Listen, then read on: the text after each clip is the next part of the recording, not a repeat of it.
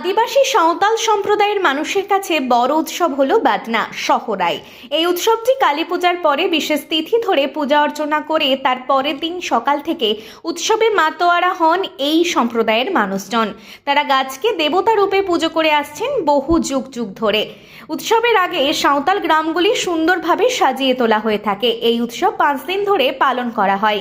সেই দিনগুলোর একটি বিশেষ তাৎপর্য বহন করে। প্রথম দিন ওম, দ্বিতীয় দিন ডাকা, তৃতীয় দিন খুন্টাও, চতুর্থ দিন জালে, পঞ্চম দিন খুন্টি পাটু।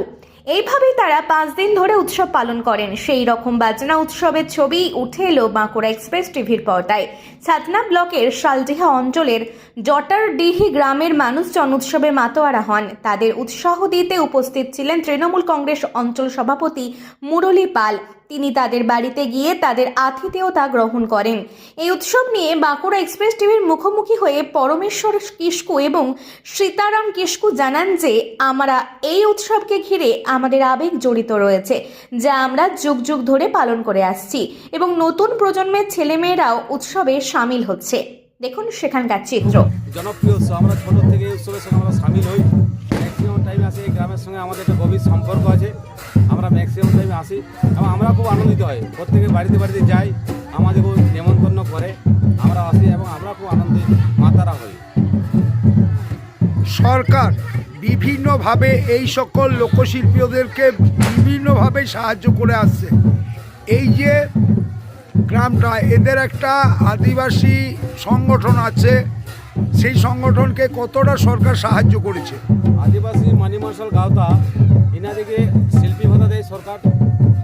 তাছাড়া বিভিন্ন সাংস্কৃতিক অনুষ্ঠানে এদিকে ডাকা হয় এবং আমাদের যে সামনে কোনো অঞ্চলে অনুষ্ঠানে এনারা যান।